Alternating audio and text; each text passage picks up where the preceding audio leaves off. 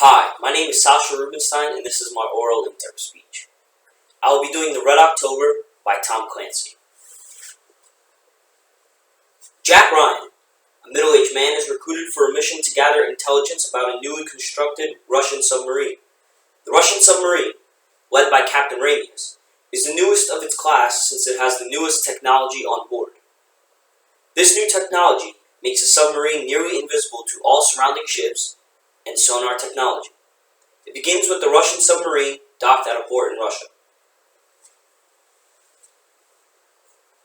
Cold this morning, Captain. Cold and hard.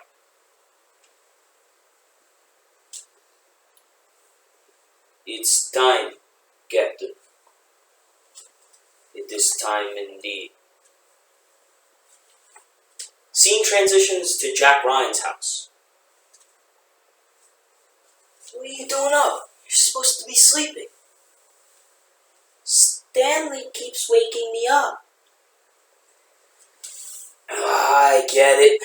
You're getting heavy. No nonsense. 2 stories, 2 glasses of water. Jack, you're gonna miss the plane. Now, Sally, you gotta go upstairs with Miss Wheeler. When I'm on my business trip, I'll get Stanley a little brother. Will you promise? I promise. Promise. Scene transitions to a car pulling up to the airport. Jack Ryan boards the plane. Can I get you anything, sir? I'm fine, thank you. Why don't you try and get some sleep? The flight will go much faster.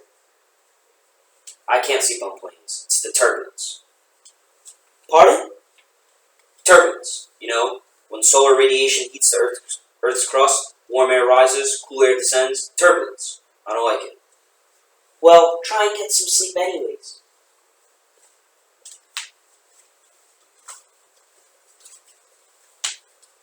Mr. Ryan?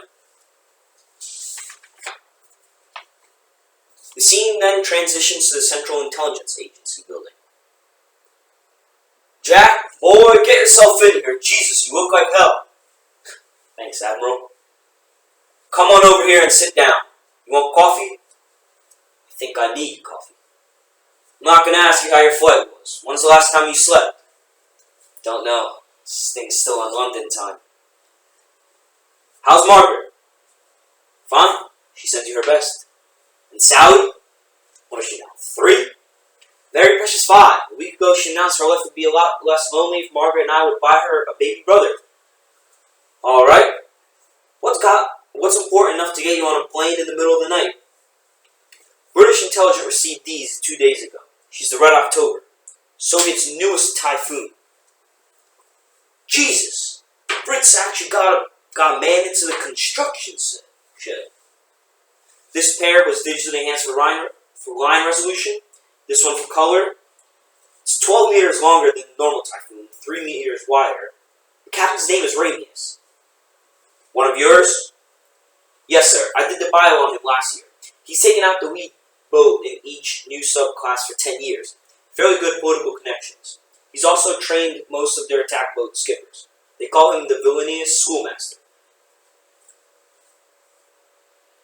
What are these doors? The doors, Admiral, are the problem. I don't know what they are, neither do the English. It's just Paul, our friends at the Ustinov Design Bureau, have come up with something new. With your permission, I'd like to show these to someone. Do you know Skip Tyler? Subdriver. Did he get hurt or something? He was captain on an attack boat, got clipped by a drunk driver and lost a leg. Now, he's teaching at the academy and doing some consulting for Underwater Systems Command. When do you want to talk to him? Right now, if it's okay with you. I've never met him personally, but I'll take care of it. Marge, have a car for Dr. Ryan at the front gate in 10 minutes.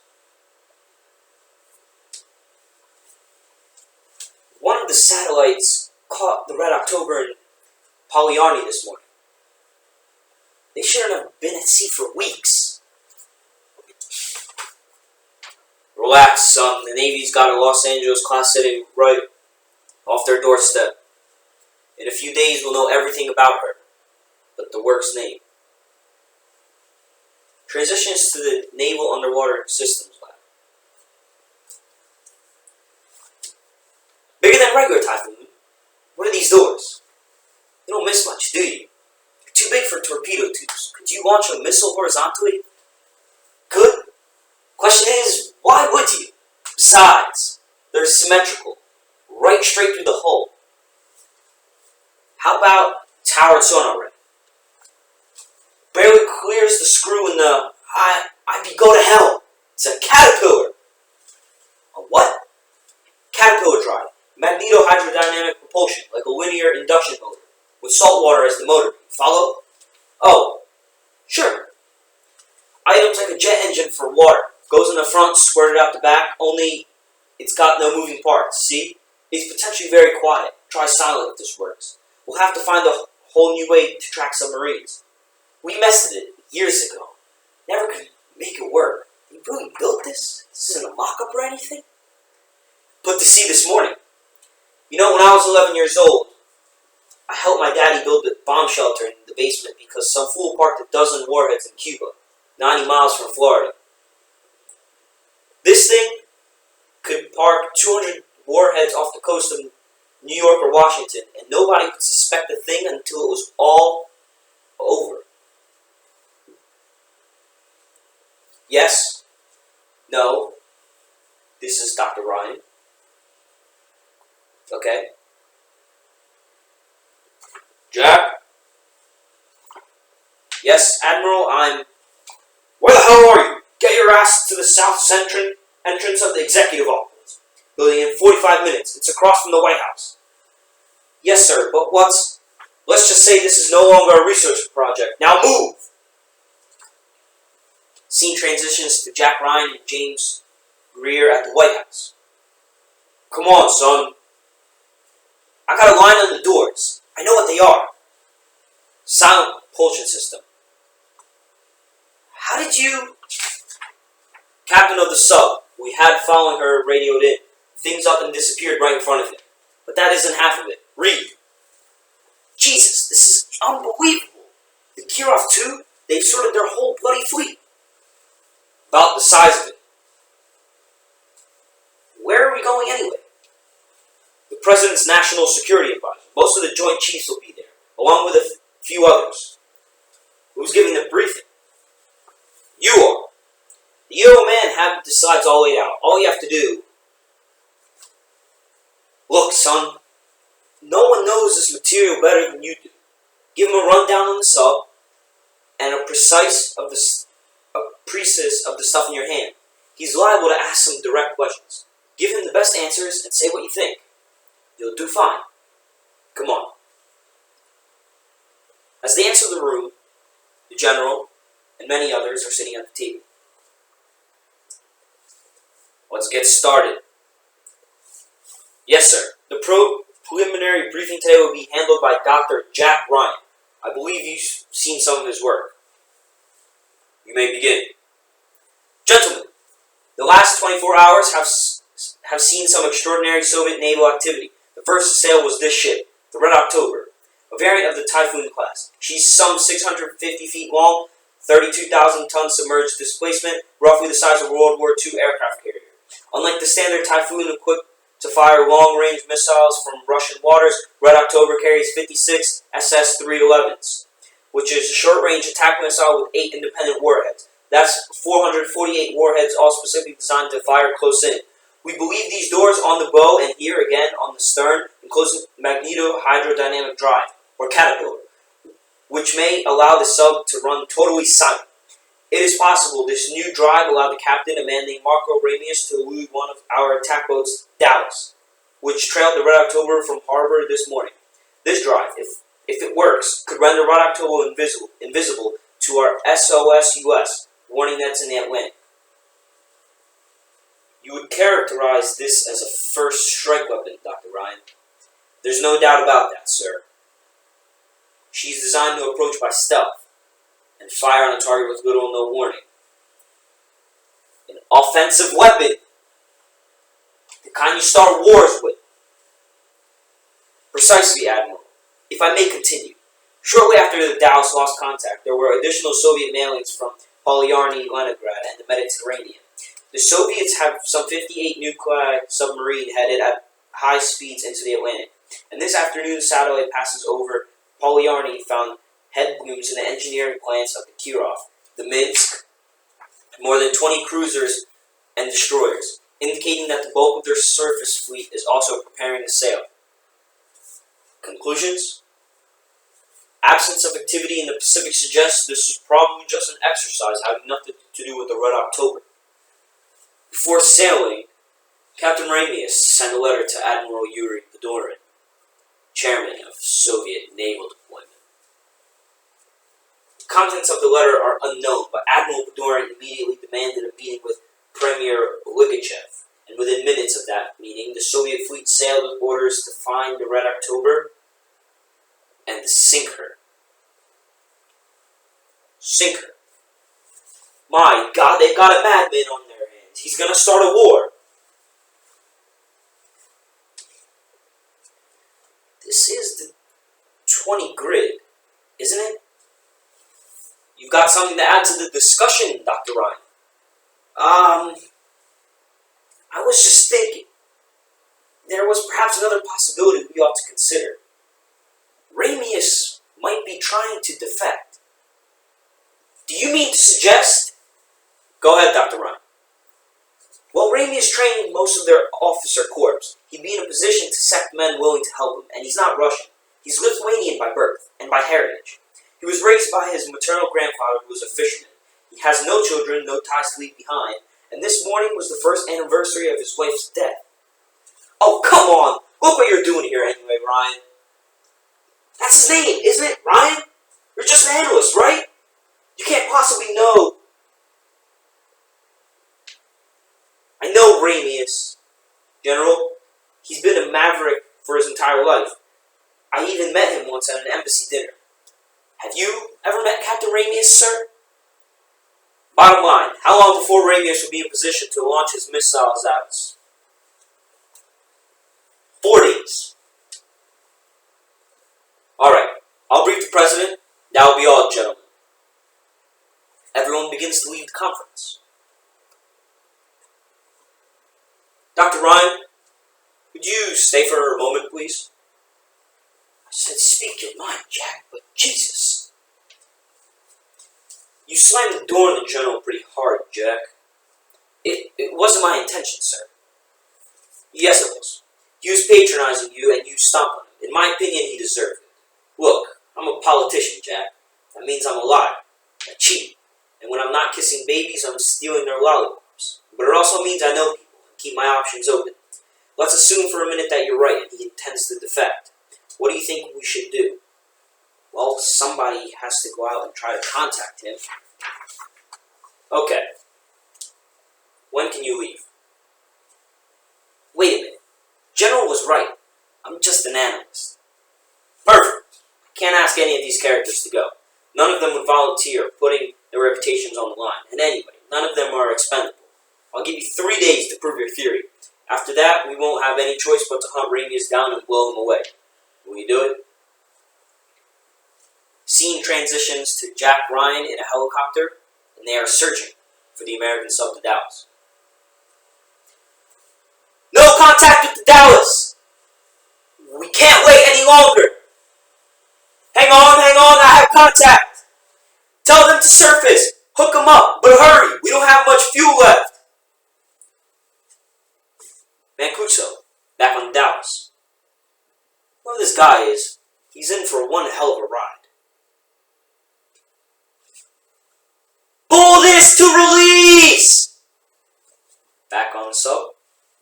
You got a man dangling at the end of the line with no paint or reference and helicopter rotors generating enough static electricity that we have to ground him or it. It'll be like grabbing a hot wire, and if he falls in the water, the only way to get him out is with divers. Because most of the ship's underwater. I put Jonesy in forward escape hatch in case he goes in the drink. Good. We got no idea who this guy is or why the Navy wants him on our boat so bad. Hang on! See if you can get around on his line. I'm gonna try and catch the bastard. Reel him in! Reel him in! Cable jam! If they don't pick him up this time, we have to cut him loose! As Jack Ryan is released into the freezing water, Mancuso screams, "Man overboard! Man overboard! 20 yards off the starboard bow! Are you injured? I'm gonna take you in through an escape trunk. Wait a minute. Listen, you son of a bitch, I'm only gonna tell you once. Stick this freaking thing in your mouth and breathe. Jesus Christ, can't believe it. Jesus Christ. Take it easy. When I hit the water, it was like ice. I thought I was going to freeze. Slow down, you're hyperventilating. Now, who are you? Sorry, I'm Jack Ryan. Are you Captain Mancuso? Captain, we have to find the Red October. She's a Russian. I already found them, Ryan. Then I was ordered to pick you up. We have to find them again. The captain is about to defect, and what the hell are you ramming about? I have to talk to Mr. Thompson. Get this man some dry clothes and coffee. But Captain, I'll be in the con. Transitions to Red October, Ramius plans to begins to develop after talking to Jack Ryan. Captain, there are high radiation levels in the primary coolant. I knew we should have checked the reactor before we started it. When the caterpillar broke down the variant, it must have been damaged. Keep your voices down, Doctor. There are several explanations. Listen to me. Radioactive fuel is in the water. If it gets into air, it could kill us all. I said keep your voice down. The crew. I will not. We have a level 4 radiation leak, and if something isn't done, we're all going to die. Forgive me, Captain, but it's probably a piece of corrosion pipes. That happens. Now let's take another second, but quietly. We don't want to panic the crew. After the Red October surfaces, the men are forced to evacuate on life rafts and are sent to a nearby American vessel where they are going to be taken care of.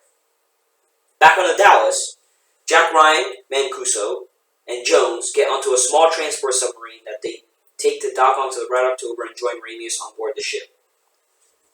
Gentlemen, I am Marco Ramius, and my offers request political asylum in the United States.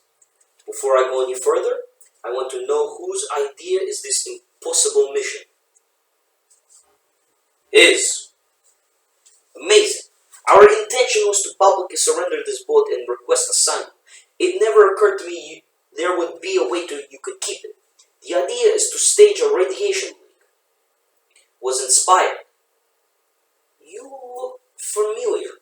Do I know you, Commander? You have a good memory, Captain. Briefly met years ago, but I'm not a naval commander. I work for the CIA. CIA? Easy, Captain. I'm not an agent. I'm just an analyst. I write books. As the men are talking, a torpedo gets fired at the Red October from a Russian fleet ship. Ramius and the Americans are performing all sorts of evasive maneuvers in order to evade the missile. Finally, they are able to escape and get rid of the missile. After evading the missile, they find a man on board with a gun who opens fire on them while they are in the control room. Ramius and Jack go to hunt the man. He will break into a bank and short-circuit the writing on the missile. It will be blown to pieces.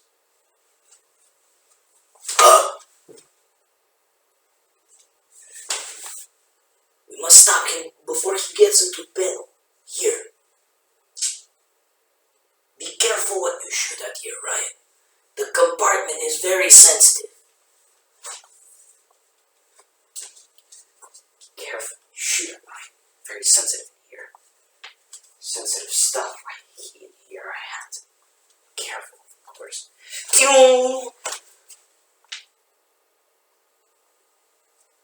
I have to be careful what I shoot at. He doesn't have to be careful. He can shoot at anything he wants.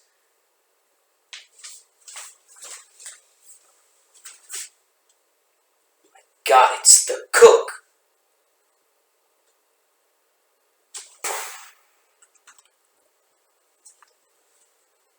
After the man attempts to set the missile go, Jack Ryan fires, killing the man. After killing the man, Ramius is patched up and okay, and the Red October gets away safely to the U.S. 200 miles from the nearest naval base. Interesting notion, hiding a submarine in a river. How do you know this place? I grew up not far from here. My grandfather taught me to fish right over there on that rock. So warm and inviting, this land, compared to the bitter cold coast you left a lifetime ago. There is one question you have not asked me. Why? I assumed you would speak when you were ready. We are standing on this part of reason. I spent my life preparing to fight a war I hoped would never happen. This ship was not built to fight such a war. It was built to start one. And there were personal reasons. Your wife started there, perhaps. Or perhaps it was something that started long ago. Fishing. Fishing. The sea will grant each man new hope, as sleep doth dream of home. Christopher Columbus. Welcome to the New World, sir.